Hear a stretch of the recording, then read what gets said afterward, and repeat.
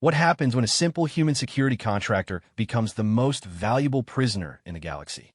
When Marcus Chun signed up to protect an alien princess during peace negotiations, he thought the biggest threat would be assassins. He never imagined that saving her life would make him a target of the most powerful alien queen in known space. Not for execution, but for something far more terrifying. She refuses to let him leave. In a universe where humanity is still considered a minor species, one man's act of heroism will challenge everything the galaxy believes about human nature, loyalty, and the true meaning of strength. Because sometimes the greatest battles aren't fought with weapons. They're fought with the courage to remain human when the entire universe wants to change you.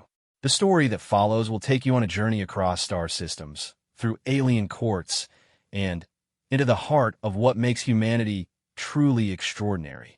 Prepare yourself for a tale where honor becomes a prison, heroism becomes a curse, and one human's refusal to break will shake the foundations of an entire galactic empire. Marcus Chun adjusted his grip on the plasma rifle for the 100th time that morning, his eyes scanning the Grand Diplomatic Hall, where representatives from 12 different species had gathered for what many called the most important peace summit in galactic history. The Terran Diplomatic Corps had hired him and his small team of human security contractors to provide protection during the negotiations, a job that paid well, but seemed routine enough. After all, humans were still relatively new to galactic politics, and most alien species consider them barely above primitives in terms of technology and influence. The centerpiece of these negotiations was Princess Zalera of the Vorthak Empire, whose crystalline blue skin seemed to shimmer under the artificial lighting of the space station. Her species was known for their advanced technology and strategic importance in the ongoing conflicts between the major galactic powers. The princess herself was rumored to be the key to a potential alliance that could shift the balance of power across 3-star systems. Marcus had been watching her for 3 days now, noting how she carried herself with the practiced grace of someone born into power, yet there was something in her large, amber eyes that suggested she understood the weight of responsibility on her shoulders. Unlike many of the other diplomatic representatives, she treated the human security detail with courtesy rather than the barely concealed disdain they usually encountered from more advanced species. The morning session had been progressing smoothly when Marcus noticed something that made his trained instincts kick into high alert. One of the Krellian delegates, a reptilian species known for their military prowess, had been unusually fidgety throughout the discussions. More concerning was the way his hand kept drifting toward what appeared to be a ceremonial weapon at his side, though Marcus knew that no actual weapons were supposed to be present in the diplomatic area. The security scanners at the entrance were supposedly foolproof, capable of detecting any known weapon technology from dozens of species. But Marcus had learned during his military service that determined individuals always found ways around security measures, especially when they had inside knowledge of the systems being used. The Krellian delegate, Ambassador Thex, had arrived with full diplomatic credentials and had passed through security without any issues, but something about his behavior was setting off every alarm bell in Marcus's head. Princess Zalera was in the middle of presenting a detailed proposal for resource-sharing agreements when Marcus saw Thex's hand finally, close around what he had been reaching for.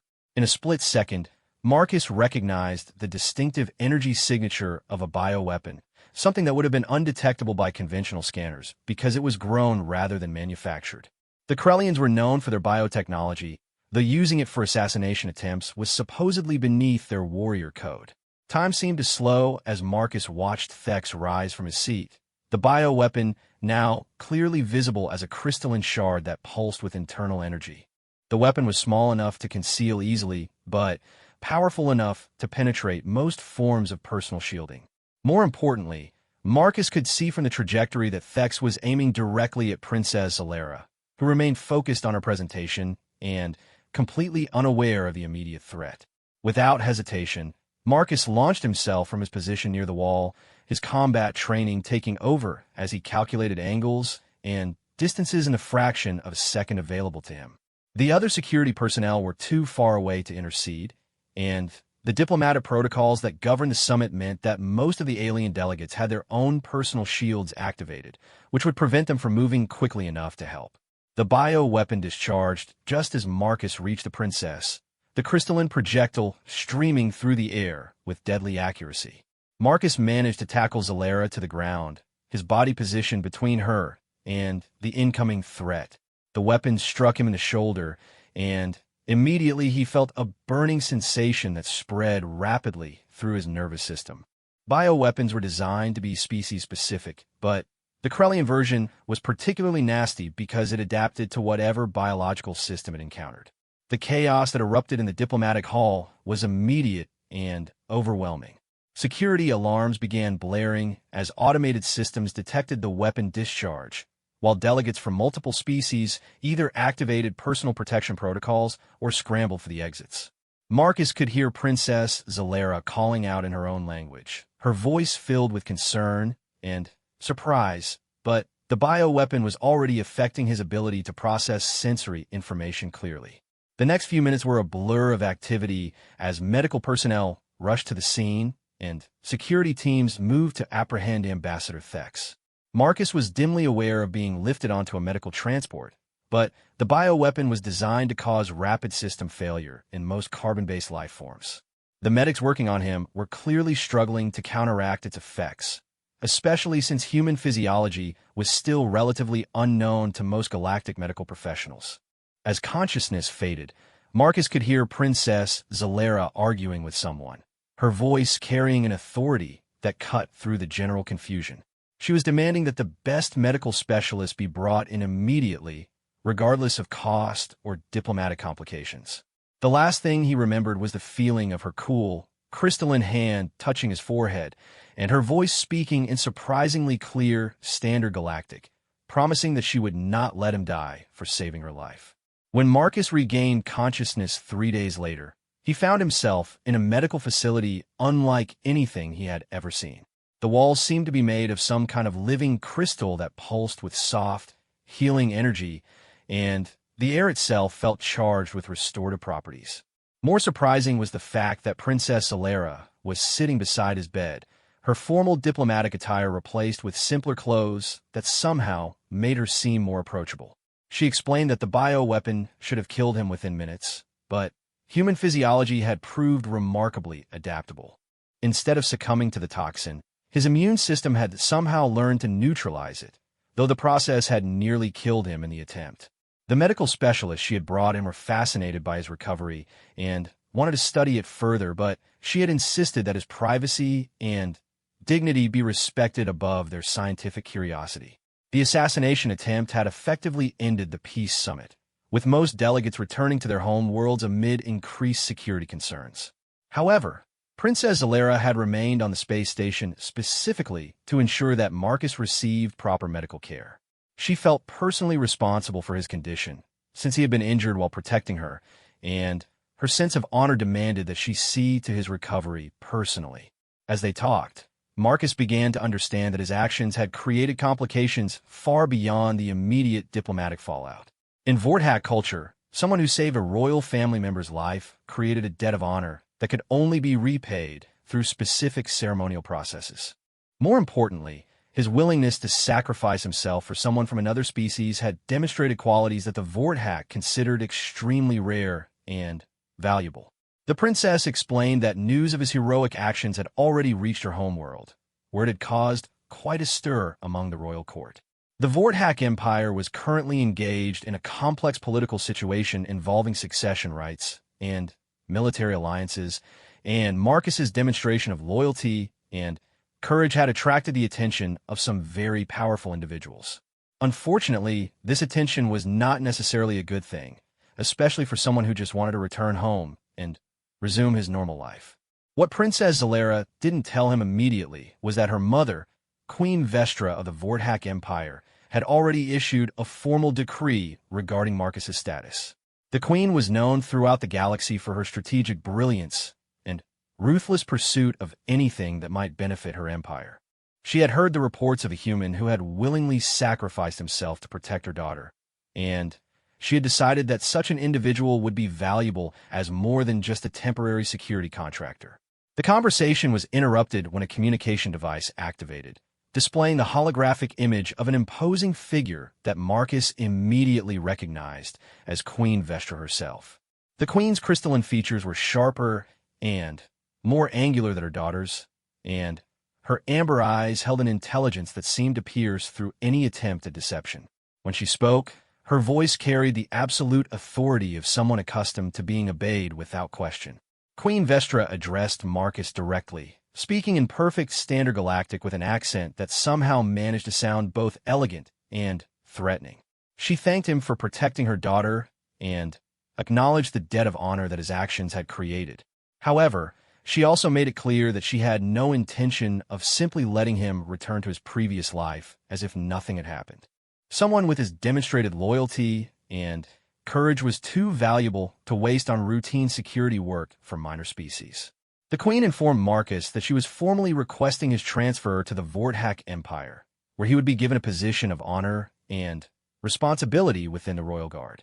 This was presented as a great privilege, since humans had never before been offered such positions within advanced alien civilizations. However, the way she phrased the request made it clear that she expected compliance rather than negotiation. Princess Zalera looked uncomfortable during this exchange, but she did not contradict her mother's statements. Marcus began to realize that he had inadvertently stepped into a situation far more complex than a simple diplomatic protection assignment. The Queen's interest in him was clearly more than just gratitude for protecting her daughter, though he couldn't yet understand what larger game was being played. The medical staff entered the room at that point, informing them that Marcus was sufficiently recovered to be moved if necessary. Queen Vestra took this as confirmation that the arrangements for his transfer could proceed immediately. She ended the communication by informing him that a Vorthak diplomatic vessel would arrive within 2 days to escort him to the Empire's capital world, where his new duties would be explained in detail. As the holographic image faded, Marcus found himself alone with Princess Zalera, who finally allowed her carefully controlled expression to show signs of concern. She apologized for her mother's directness, explaining that Queen Vestra was accustomed to making decisions quickly and expecting others to adapt to them. However, she also warned him that refusing the Queen's request would be extremely difficult and potentially dangerous, since it would be interpreted as rejecting the honor being offered to him. Marcus spent the remainder of that day trying to process the implications of his situation. What had begun as a routine security job had somehow transformed into a life-changing event that would take him away from everything familiar and thrust him into the center of alien politics. He had signed up to protect a princess during peace negotiations, not to become a permanent fixture in an alien royal court. The irony was not lost on him that his success in protecting Princess Zalera had created a prison of honor from which there might be no escape. Queen Vestra's interest in him was clearly motivated by more than simple gratitude, and he suspected that his value to the Vorthak Empire had more to do with his human nature than with his specific skills as a security professional. As night fell on the space station, Marcus lay in his medical bed staring out at the stars, wondering if he would ever see Earth again. The bioweapon had failed to kill him, but in saving Princess Zalera's life, he might have inadvertently sacrificed his own freedom. Tomorrow would bring the Vorthak diplomatic vessel, and, with it, a journey into the unknown that would test everything he believed about duty, honor, and the true cost of heroism. The princess had promised to speak with her mother about allowing him some choice in the matter, but Marcus could see in her eyes that she held little hope of changing the Queen's mind. Queen Vestra had decided that he belonged to the Vorthak Empire now, and queens who ruled galactic empires were not known for changing their minds once they had identified something they wanted. The Vorthak diplomatic vessel arrived precisely when Queen Vestra had promised. Its sleek crystalline hull, reflecting the light from the space station's docking bays in patterns that seemed almost hypnotic. Marcus had spent the previous 2 days trying to find some way out of his situation, but every inquiry he made only reinforced how thoroughly trapped he had become. The Terran Diplomatic Corps expressed regret about his circumstances, but made it clear that they could not interfere with what the Vorthak Empire considered an internal matter of honor and debt. Princess Zalera had tried to negotiate with her mother during several private communications, but Queen Vestra remained unmoved by her daughter's arguments. The Queen had made up her mind about Marcus's value to the Empire, and she saw no reason to reconsider her decision simply because the human in question might have personal preferences about his future. From her perspective, She was offering him opportunities that no member of his species had ever been granted, and his reluctance to accept them was both puzzling and irrelevant. The diplomatic escort that came to collect Marcus consisted of 6 Vorthack guards wearing ceremonial armor that somehow managed to look both beautiful and intimidating.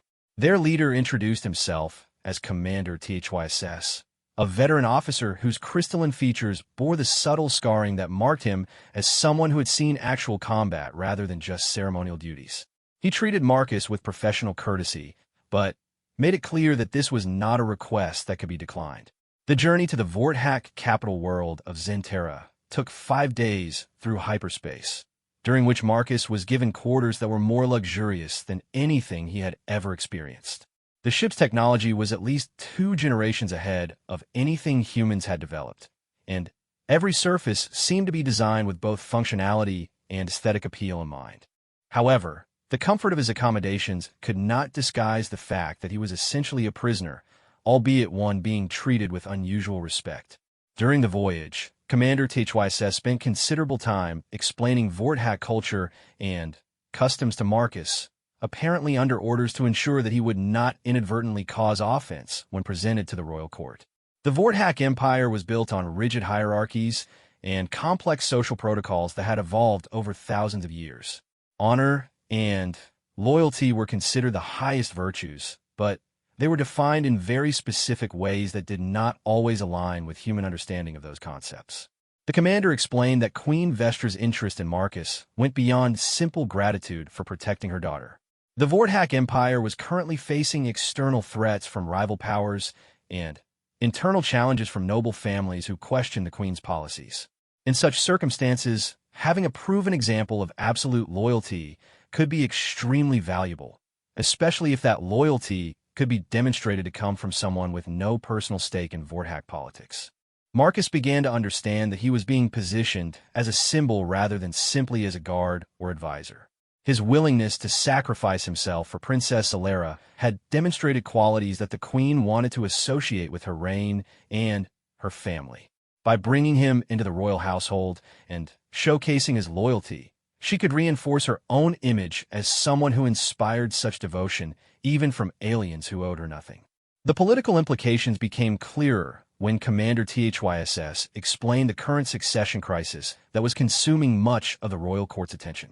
Queen Vestra had 3 potential heirs, but the traditional succession laws were complicated by various factors, including military achievements, political alliances, and demonstrations of worthiness to rule. Princess Zelera was actually the youngest of the 3, but her role in the recent diplomatic negotiations had elevated her status considerably. The assassination attempt that Marcus had thwarted was apparently not an isolated incident. Several members of the royal family had faced similar threats in recent months, suggesting that someone was systematically attempting to eliminate potential heirs to the throne. Queen Vestra's decision to bring Marcus into the royal guard was partly motivated by her belief that his demonstrated loyalty could be crucial in protecting her children during this dangerous period. When the ship finally emerged from hyperspace near Zentera, Marcus got his first glimpse of the Vorthack capital world and immediately understood why the Empire commanded such respect throughout the galaxy. The planet's surface was covered with cities that seemed to grow like crystals from the landscape itself, their spires reaching toward the sky in patterns that were both organic and precisely engineered. The orbital installations surrounding the planet were equally impressive, forming a defensive network that could probably withstand attacks from entire fleets. The capital city of Vorthra was a marvel of architecture and engineering that demonstrated the full extent of Vorthack technological advancement. Buildings that appeared to be carved from single massive crystals housed millions of inhabitants, while transportation systems moved people and goods through the city with efficiency that made human traffic management look primitive by comparison. The Royal Palace complex occupied the center of the city, its towers and courtyards covering an area larger than most human cities. Marcus was escorted directly to the palace upon landing, bypassing the normal customs and security procedures that would have applied to other visitors. The corridors they walked through were filled with artwork and decorative elements that represented thousands of years of Vorthack culture. But Marcus found it difficult to appreciate the beauty when he was so focused on the uncertainty of his situation. He was about to meet one of the most powerful individuals in known space, and his entire future would depend on that encounter. Queen Vestra received him in a throne room that was designed to impress and intimidate visitors. The chamber was carved from a single massive crystal that refracted light in ways that made the queen appear to be surrounded by living rainbow patterns. Her throne was positioned on a raised platform that required visitors to look up at her, reinforcing the hierarchical nature of Vorthak society. Guards and courtiers lined the walls, their crystalline features reflecting the chamber's lighting in ways that made them seem almost supernatural. The queen herself was even more impressive in person than she had been in holographic form. Her crystalline skin had the deep blue coloration that marked her as a member of the oldest Vorthak noble lineages, and her amber eyes held an intelligence that seemed to catalog and evaluate everything they saw. When she spoke, her voice carried easily through the chamber despite its vast size, and every word was chosen with the precision of someone accustomed to having their statements analyzed for hidden meanings. She began by formally acknowledging Marcus's service to her daughter and to the Empire, speaking in the ceremonial language that was used for important state occasions. A translator provided running commentary, but Marcus found that he could follow much of what she said through context and the basic Vorthak phrases he had learned during the voyage. The ceremony was clearly important to the queen, representing her public recognition of the debt that his actions had created. However, the formal acknowledgement was only the beginning of what proved to be a much longer and more complex conversation. Queen Vestra dismissed most of the courtiers and guards, leaving only her closest advisors present as she shifted to a more informal discussion of Marcus's future role within the Empire. She made it clear that she had studied detailed reports of his background and capabilities, and she had specific plans for how his skills could be utilized. The queen explained that the royal guard was traditionally composed exclusively of Vorthak warriors who had proven their loyalty through years of service and demonstrated competence in combat. However, the current security threats facing the royal family required new approaches and perspectives. Marcus's human background gave him advantages in thinking patterns and tactical approaches that might be crucial in detecting threats that Vorthak guards would miss. More importantly, his willingness to sacrifice himself for Princess Alera had demonstrated a type of loyalty that the queen considered extremely rare and valuable. Most individuals, regardless of species, acted primarily from self-interest even when they appeared to be serving others. Marcus had shown that he was capable of truly selfless action, and the queen believed that such individuals could serve as examples to inspire similar loyalty in others. The position she was offering him was unprecedented in Vorthak history. He would be given the rank of Honor Guard, a title that placed him directly under the queen's personal command and gave him access to areas of the palace that were normally restricted to family members. His primary responsibility would be protecting the royal family, but he would also serve as an advisor on security matters and as a liaison with human and other alien governments. The benefits of accepting this position were substantial.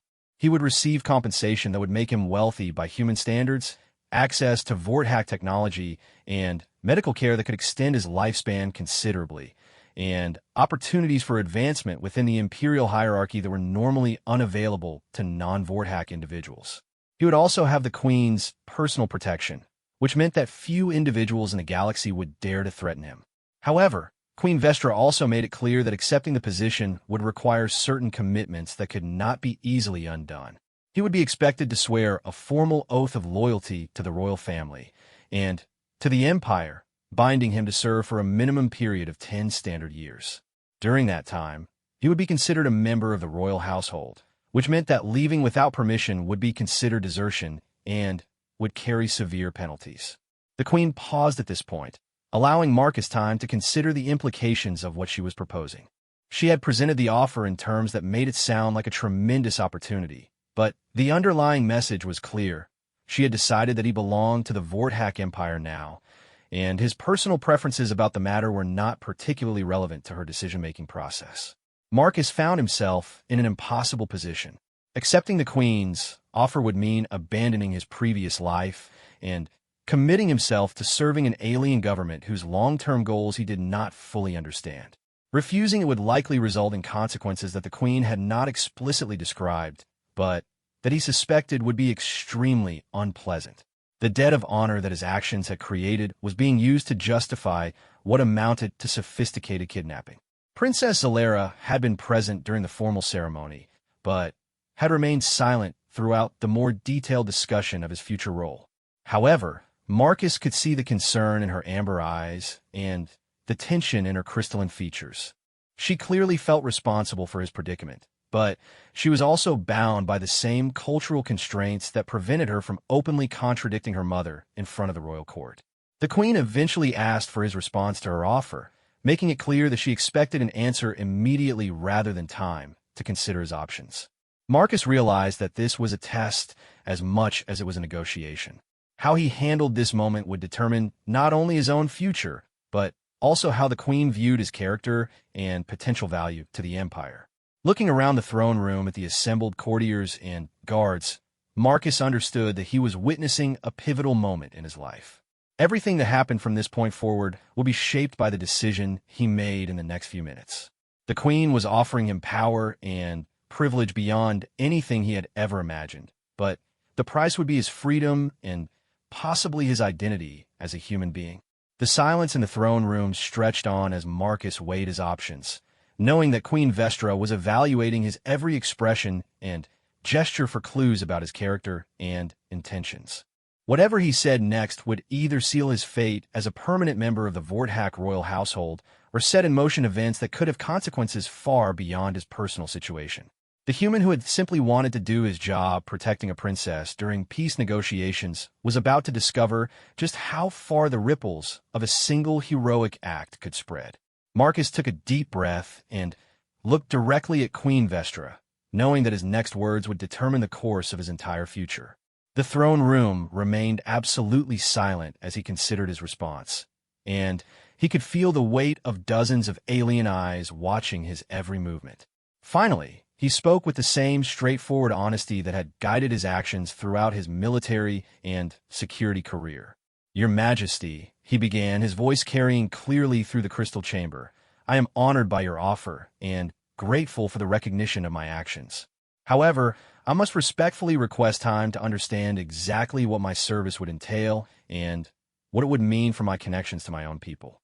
I have family and obligations on Earth that I cannot simply abandon without consideration." The queen's amber eyes narrowed slightly at his response, and Marcus could sense a shift in the atmosphere of the room. Several of the courtiers exchanged glances that suggested his request for time was not what they had expected to hear.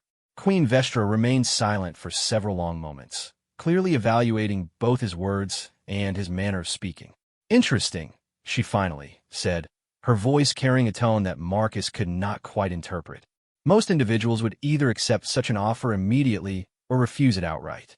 You speak of obligations to your people, yet you have already demonstrated that you are willing to sacrifice yourself for someone from another species entirely.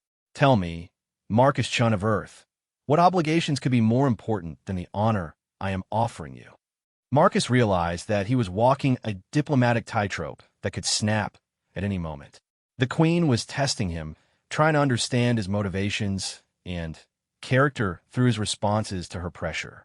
He decided that his best strategy would be complete honesty, even if it meant risking her displeasure. "Your Majesty, I have a younger sister who depends on my financial support for her medical treatment. I also have commitments to other members of my security team who trusted me to return from this assignment. Beyond that, accepting your generous offer would mean that I could never again visit my home world or maintain relationships with my own people. These are not decisions that I can make lightly, regardless of the honor being offered." Queen Vestra rose from her throne and descended the steps toward Marcus, her crystalline robes flowing around her in patterns that seemed almost liquid. As she approached, he could see that her expression had changed from one of mild curiosity to something more complex. When she spoke again, her voice was lower but somehow more intense. "You speak of loyalty to your people and family, yet you showed no such hesitation when you chose to protect my daughter. In that moment, you acted without thought for your own obligations or commitments. Why should this decision be different?" Marcus met her gaze steadily, understanding that this was the crucial moment in their confrontation. "Your Majesty, when I protected Princess Zalera, I was acting on instinct to prevent immediate harm to an innocent person. That required no calculation or consideration of consequences. However, the decision you are asking me to make now would affect not only my entire future, but also the lives of people who depend on me. I believe that making such a decision hastily would actually dishonor the very qualities that led me to protect your daughter in the first place." The queen stopped directly in front of him, close enough that he could see the intricate patterns in her crystalline skin and smell the faint ozone scent that seemed to surround all Vorthak individuals. For a moment, Marcus thought she might be angry at his continued resistance to her offer. Instead, she began to smile, an expression that transformed her imperious features into something almost approachable. "Fascinating," she murmured, more to herself than to anyone else in the room. "You continue to demonstrate exactly the qualities that make you valuable to me, even while attempting to resist my will. Very well, Marcus Chen. I will grant you time to consider my offer and to make arrangements regarding your earthly obligations. However, this time will not be unlimited, and it will not be unsupervised." The queen turned and walked back toward her throne, but she continued speaking as she moved. "You will remain here on Zentera as my guest while you consider your decision. Princess Zalera will serve as your guide and advisor, helping you to understand what life in the royal household would entail. You will have access to communication systems that will allow you to speak with your family and associates on Earth, and you may make whatever arrangements you feel are necessary for their welfare." Marcus felt a mixture of relief and apprehension at this unexpected compromise. The queen was giving him the time he had requested, but she was also ensuring that he remained within her sphere of influence while he made his decision. He suspected that she was confident that extended exposure to Vorthak culture and technology would eventually convince him to accept her offer voluntarily. However, Queen Vestra continued, settling back on her throne with fluid grace. "You should understand that my patience, while considerable, is not infinite. You will have 30 standard days to reach a decision. At the end of that time, I will expect a final answer, and I will not be inclined to grant further extensions or compromises." The formal audience concluded with ceremonial phrases and gestures that Marcus was still learning to interpret, but he understood that he had been dismissed for the present. As he was escorted from the throne room by Princess Zalera and a small honor guard, he realized that he had gained a temporary reprieve, but had not actually escaped from his dilemma. Queen Vestra had simply transformed his imprisonment from an immediate reality into a delayed inevitability. Princess Zalera remained quiet until they had left the formal areas of the palace and entered what appeared to be a more residential section. The corridors here were still magnificent by human standards, but they had a more personal and comfortable atmosphere than the ceremonial spaces. When she finally spoke, her voice carried a mixture of admiration and concern. "That was either very brave or very foolish," she said, glancing at Marcus as they walked. "My mother is not accustomed to having her offers questioned, especially by individuals who are in no position to negotiate with her. The fact that she granted your request suggests that she finds you even more intriguing than I had realized." Marcus was beginning to understand that Princess Zalera was far more perceptive than her formal diplomatic demeanor had initially suggested. She had observed the entire exchange between him and the queen with obvious interest, and she seemed to understand the implications of what had transpired better than he did himself. "Can you tell me honestly," he asked as they continued walking, "what you think will happen if I ultimately refuse her offer? Your mother presented it as a tremendous honor, but she also made it clear that refusing would have consequences that she chose not to specify." Princess Zalera stopped walking and turned to face him directly, her amber eyes reflecting the soft crystal lighting of the corridor. "Marcus, you need to understand that my mother does not make idle threats, but she also does not typically resort to crude coercion when dealing with individuals she respects. The fact that she offered you time to consider her proposal suggests that she believes you will eventually choose to serve the Empire voluntarily." She resumed walking, but her pace was slower now, as if she were choosing her words carefully. However, You should also understand that refusing a direct offer from the Queen of the Vorthak Empire would create diplomatic complications that could affect relationships between our species for generations. She has publicly acknowledged her debt to you and has offered you a position of unprecedented honor for a non-Vorthak individual. Rejecting that offer could be interpreted as rejecting the empire itself. Marcus was beginning to appreciate the sophistication of the trap that Queen Vestra had constructed around him. By framing her demand for his service as a generous offer and by making it public knowledge, she had created a situation where refusing would carry implications far beyond his personal preferences. His decision would be seen as a statement about human attitudes toward the Vorthak Empire and could potentially affect future relationships between their species. The quarters assigned to Marcus were more luxurious than any accommodations he had ever experienced, occupying an entire suite of rooms that overlooked the palace's central courtyard. The technology integrated into the living spaces was seamlessly elegant, responding to his needs almost before he was aware of them himself. However, he noticed that while the quarters were magnificent, they were also clearly designed to keep their occupant comfortable while preventing unauthorized departure. Over the following days, Princess Zalera proved to be a knowledgeable guide to Vorthak culture and an unexpectedly engaging companion. She showed him through various sections of the palace, introduced him to other members of the royal household, and patiently explained the complex social dynamics that govern life in the imperial court. Marcus began to understand that her earlier formal demeanor had been a diplomatic facade, and that her actual personality was both more complex and more appealing than he had initially realized.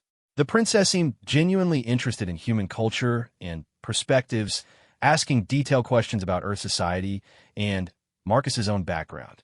She was particularly curious about human concepts of individual freedom and personal choice, which she explained were less prominent in Vorthak culture, where social obligations and family honor typically took precedence over individual desires. Through their conversations, Marcus learned that Princess Zalera's position within the royal family was more complicated than he had initially understood. As the youngest of Queen Vestra's children, she had traditionally been seen as less important in terms of succession planning.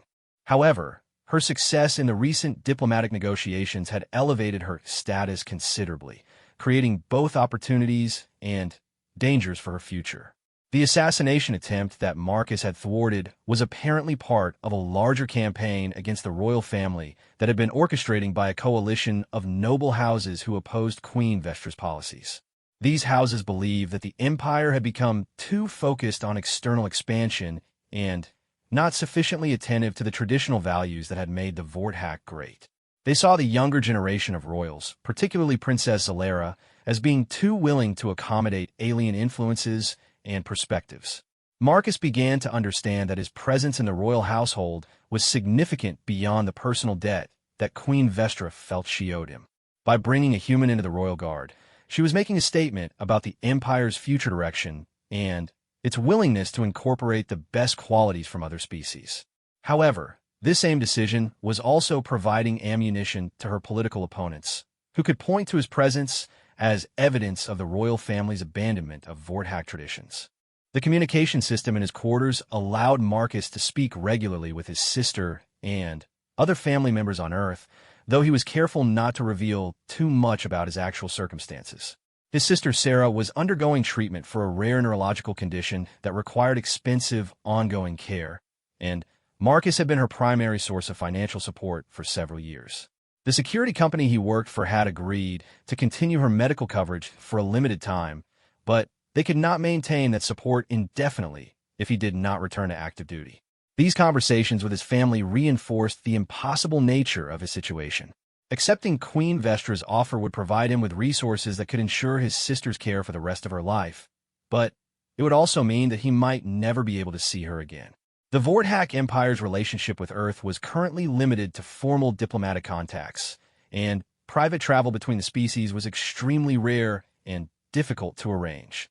As the days passed, Marcus found himself genuinely impressed by many aspects of Vorthak society and culture. Their technology was remarkable, their art was beautiful, and their social systems, while rigid by human standards, provided stability and purpose for billions of individuals. The royal household operated with efficiency and elegance that made human government institutions look crude by comparison, and the people he met treated him with respect and curiosity rather than the hostility he had expected. However, he also became increasingly aware of the fundamental differences between human and Vorthak values. The concept of individual choice that was central to human culture was much less important in Vorthak society, where social harmony and collective purpose took precedence over personal preferences. This difference was not necessarily negative, but it meant that his reluctance to accept Queen Vestra's offer was genuinely difficult for most Vorthak individuals to understand. Princess Zalera seemed to be the exception to this general pattern, showing an unusual appreciation for human perspectives on individual freedom and personal choice. During one of their conversations, she confided that her exposure to other species during diplomatic missions had led her to question some of the assumptions that underpinned traditional Vorthak society. This admission created a bond of understanding between them that went beyond their initial relationship as protector and protected. As the end of his 30-day consideration period approached, Marcus realized that his decision would affect far more than just his own life. Queen Vestra's interest in him was clearly part of a larger political strategy that involved the future direction of the Vorthak Empire and its relationships with other species. Princess Zalera's safety and political position might also be affected by his choice, since her association with him had already made her a target for those who opposed the royal family's policies. The weight of these responsibilities was unlike anything Marcus had ever experienced in his previous career. When he had signed up to protect Princess Zalera during the peace negotiations, he had thought he understood what he was committing himself to do. Now he was facing a decision that could affect the lives of millions of individuals across multiple star systems, and he was running out of time to find a solution that would honor all of his competing obligations. With only 3 days remaining before his deadline, Marcus found himself in the palace gardens during the early hours of the morning when most of the royal household was still sleeping. The gardens were a marvel of biotechnology and artistic design, featuring plants from dozens of different worlds that had been adapted to thrive in Zentara's unique environment. The crystalline trees seemed to hum with internal energy, their translucent leaves creating patterns of colored light that shifted with the planet's rotation. He had spent most of the night reviewing the various communications he had received from Earth over the past weeks. His sister Sarah's medical condition was stabilizing under the current treatment regimen, but her doctors had made it clear that the expensive therapies would need to continue for years to maintain her improvement. His security company had offered him extended leave to resolve his situation with the Vorthak Empire, but they could not hold his position indefinitely. More troubling were the reports he had received about the political fallout from his prolonged absence. News of his situation had somehow reached human media outlets, where it was being portrayed as everything from a diplomatic triumph to an example of alien manipulation of human personnel. The Terran government was under pressure from some factions to demand his immediate release, while others argued that his service to the Vorthak Empire could provide valuable intelligence and diplomatic opportunities. Princess Zalera found him there as the first light of dawn began to filter through the crystal canopy above the gardens. She had clearly been looking for him, and her expression suggested that she had something important to discuss. Over the past weeks, their daily conversations had become the highlight of his time on Zentara, providing both intellectual stimulation and emotional connection that helped him cope with his isolation from human contact. "You seem troubled," she observed, settling gracefully onto a nearby bench carved for what appeared to be a single piece of jade crystal. "I assume you have been contemplating your decision about my mother's offer." Marcus nodded, but he remained standing as he tried to organize his thoughts. "I've been thinking about all the people whose lives will be affected by whatever choice I make. My family on Earth, the diplomatic relationships between our species, your own position within the royal court, and countless other consequences that I probably don't even understand yet." Princess Zalera was quiet for several moments, her amber eyes reflecting the growing light from the crystalline trees around them. When she spoke, her voice carried a thoughtfulness that had become familiar to Marcus over their weeks of conversations. "You know," she said slowly, "I've been wondering whether my mother truly expects you to accept her offer willingly, or whether she has been testing your character through this entire process. She has had ample opportunity to simply compel your compliance through various means, but Instead, she has chosen to allow you time to consider your options and to observe how you handle the pressure of your situation. This perspective had not occurred to Marcus, but it made sense given what he had learned about Queen Vestra's strategic thinking over the past weeks. The Queen was known throughout the galaxy for her ability to identify and cultivate talent, often through methods that tested individuals under stress to reveal their true capabilities and character traits. What do you think she's actually testing? Marcus asked, sitting down on the bench beside the princess. My loyalty? My intelligence? My willingness to sacrifice my personal interests for larger purposes? Perhaps all of those things, Princess Zalera replied, but I suspect she is most interested in understanding how you balance competing loyalties and obligations. The quality that made you valuable to her in the first place was your willingness to act selflessly to protect someone who meant nothing to you personally. But that same quality becomes much more complex when you are forced to choose between different groups of people who all have legitimate claims on your loyalty. Marcus realized that Princess Zalera had accurately identified the core of his dilemma. His decision was not simply about accepting or rejecting Queen Vestra's offer, but about determining which of his various obligations and loyalties should take precedence when they came into conflict with each other. The human who had instinctively protected an alien princess was now being forced to choose between protecting his own family and serving the interests of an alien empire.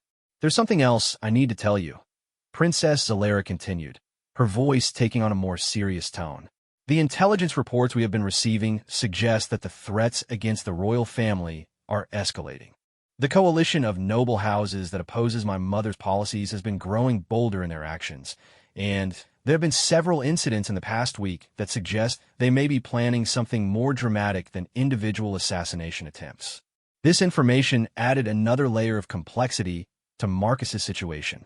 If the threats against the royal family were indeed escalating, then his decision about whether to accept Queen Vestra's offer could have immediate implication for the safety of people he had come to care about.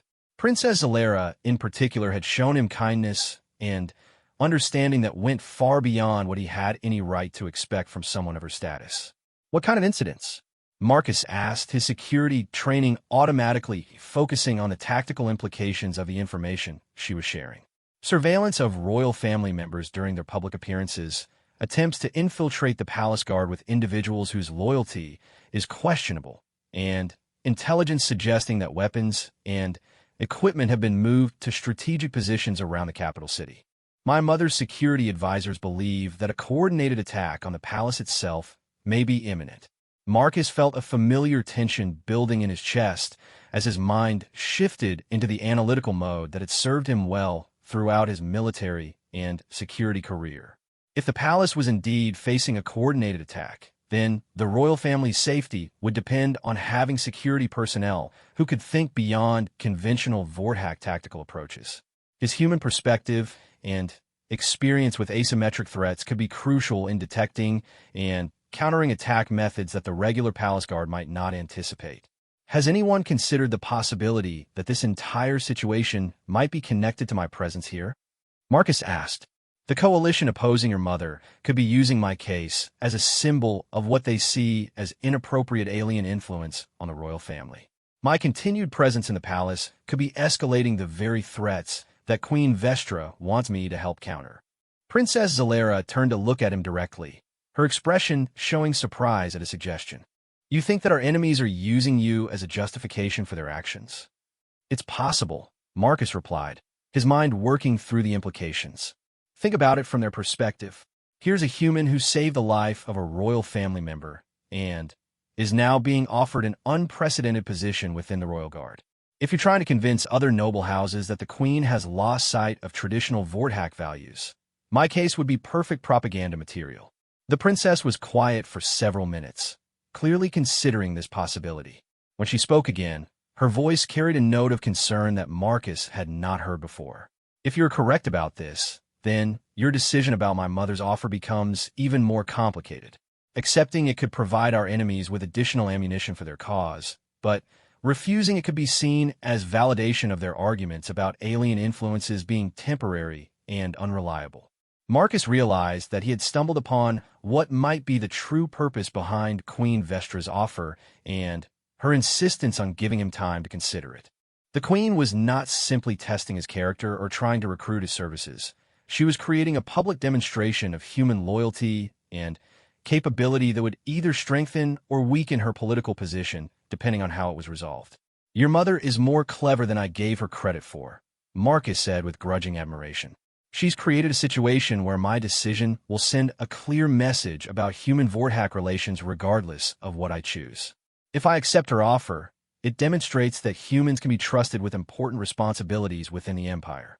If I refuse, it suggests that humans are too unreliable or too focused on their own interests to be valuable long-term allies." Princess Zalera smiled at this analysis, but her expression remained troubled. "My mother rarely does anything for only one reason. She undoubtedly sees value in having your specific skills and perspectives available to the Royal Guard, but you are correct that the symbolic importance of your decision may be equally important to her strategic calculations." The conversation was interrupted by the arrival of Commander HFY Stories, whose expression immediately told Marcus that something significant had happened. The Vorthack officer approached them with a rapid, purposeful stride that Marcus had learned to associate with urgent security situations. "Your Highness," Commander HFY Stories said, addressing Princess Zalera with formal courtesy before turning to Marcus. "Honor Guard Shun, Queen Vestra requests your immediate presence in the security center. We have received intelligence indicating that the threats against the royal family may be more imminent than we previously believed." The title Honor Guard Shun caught Marcus by surprise, since he had not yet formally accepted the Queen's offer. However, he realized that in a crisis situation, Queen Vestra was apparently willing to treat him as if he had already committed to serving the Empire. This could be a test of his willingness to act in defense of the royal family, even while his official status remained uncertain. The security center was located in the heavily fortified lower levels of the palace, its walls lined with displays showing surveillance data from throughout the capital city and the surrounding region. Queen Vestra was present along with her senior military advisors, all of whom were focused intently on a large tactical display that showed the positions of various military units and suspected hostile forces. "Marcus," the Queen said without preamble as he entered the room, "we have confirmed that a coordinated attack on the palace is planned for tonight. The enemy forces include not only Vorthack dissidents, but also mercenaries from several other species who have been hired to provide capabilities that our own security systems are not designed to counter. Your experience with multi-species tactical situations could be crucial in developing our defensive strategy." Marcus found himself thrust into the role he had been avoiding for weeks, but the immediate nature of the crisis overrode his concerns about the long-term implications of his involvement. People he cared about were in danger, and his skills and experience could make the difference between their safety and their deaths. The political complications of his situation suddenly seemed less important than the immediate need to protect innocent lives. "What do we know about their planned approach and timeline?" Marcus asked, automatically shifting into the professional mindset that had served him throughout his career. "And what resources do we have available for the defense?" The next several hours were spent in intensive planning sessions as the royal security forces prepared for the expected attack. Marcus found himself working closely with Vorthack military professionals whose tactical thinking was sophisticated but followed patterns that could be predicted and countered by enemies who understood their cultural approach to warfare. His suggestions for alternative defensive strategies and unconventional countermeasures were initially met with skepticism, but gradually gained acceptance as their potential effectiveness became apparent. As night fell over the capital city, Marcus realized that he had effectively made his decision about Queen Vestra's offer through his actions rather than through any formal declaration. He was now fully committed to defending the royal family against their enemies, and the symbolic implications of that commitment would ripple through both human and Vorthack society regardless of how the immediate crisis was resolved. The attack began precisely at midnight, with coordinated strikes against multiple targets throughout the palace complex. Marcus found himself in the center of a battle that would test everything he had learned about courage, loyalty, and the true meaning of honor in a universe where individual choices could have consequences that spanned entire civilizations. The first explosions shattered the crystalline windows of the security center as enemy forces launched their coordinated assault on the palace complex. Marcus had positioned himself near the tactical display where he could monitor the developing situation and provide real-time analysis of the attacker's strategies. The defensive preparations they had made throughout the day were now being put to the test as hostile forces struck from multiple directions simultaneously. They're using a classic pincer movement. Marcus called out over the sound of alarms and weapons fire, but they've modified it to account for Vorthack defensive doctrines. See how they're concentrating their initial strikes on the ceremonial entrances while sending smaller teams toward the service areas? They know your guards will expect the main assault to come through the formal approaches. Queen Vestra stood at the center of the security center like the eye of a storm, her crystalline features reflecting the flashing lights from dozens of tactical displays. She was coordinating the defense with the calm efficiency of someone who had commanded military operations for decades. But Marcus could see the tension in her posture as reports continued to arrive from various sections of the palace. Commander Tichwisis, the Queen ordered, redeploy the secondary guard units to protect the service entrances as Honor Guardian suggested. The ceremonial entrances are heavily fortified enough to withstand the initial assault, but if the enemy gains access through the maintenance areas, they could strike at the residential sections before we can respond. Marcus noticed that she continued to use his honorary title even though he had never formally accepted her offer. In the midst of the battle, such distinctions seemed less important than ensuring that everyone understood their roles and responsibilities. He was functioning as an integral part of the royal security apparatus, and the symbolic implications of that participation would have to be dealt with after the immediate crisis was resolved. Princess Zalera appeared at his side, wearing combat armor that had been adapted for her crystalline physiology, but which still allowed her natural grace of movement. The intelligence reports were accurate, she said, her voice tense with concentration. Our surveillance systems have identified at least 40 attackers, including mercenaries from the Krellian military and what appear to be human infiltrators using advanced stealth technology. The presence of human mercenaries among the attacking forces added another layer of complexity to the situation. Marcus realized that his own involvement in the palace defense could be seen as humans fighting on both sides of a Vorthack political conflict, which might have significant diplomatic implications for Earth's relationship with the Empire. However, the immediate threat to people he cared about took precedence over such considerations. The human infiltrators will be using tactics that your regular security forces haven't encountered before, Marcus told Commander THYSS. They'll try to disable your sensor networks and create confusion about the location and size of the main assault. I recommend activating backup surveillance systems and establishing manual communication protocols that don't rely on the primary networks. The battle raged throughout the palace complex for the next several hours, with attack and counterattack flowing through corridors and chambers that had not seen military action in centuries. Marcus found himself moving between different defensive positions, providing tactical advice and occasionally engaging in direct combat when hostile forces broke through the primary defensive lines. His human training and experience proved valuable in ways he had not anticipated. The attackers had planned their assault based on extensive knowledge of Vorthack military doctrines and defensive strategies, but they had not accounted for the presence of someone who thought about tactical problems from an entirely different cultural perspective. Marcus was able to identify several attack patterns that the regular palace guards had missed, allowing them to counter threats before they could develop into serious breaches of the defensive perimeter. The most dangerous moment came when a team of Krellian infiltrators managed to reach the residential section of the palace, where the younger members of the royal family were sheltering.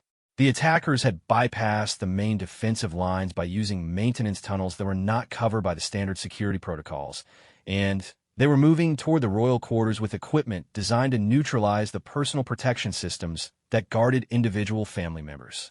Marcus reached the residential section just as the infiltrators were beginning their assault on the protective barriers around Princess Zalera's quarters.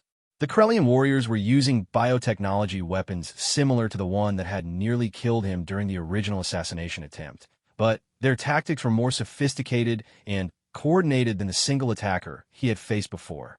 The fighting in the narrow corridors of the residential section was intense and personal, with no room for elaborate tactical maneuvers or long-range weapons. Marcus found himself engaged in close combat with alien warriors whose physical capabilities exceeded his own, but whose tactical thinking followed predictable patterns that he could exploit through superior positioning and unconventional approaches. He managed to eliminate 3 of the infiltrators before backup arrived in the form of Commander HYSS and a squad of Royal Guards.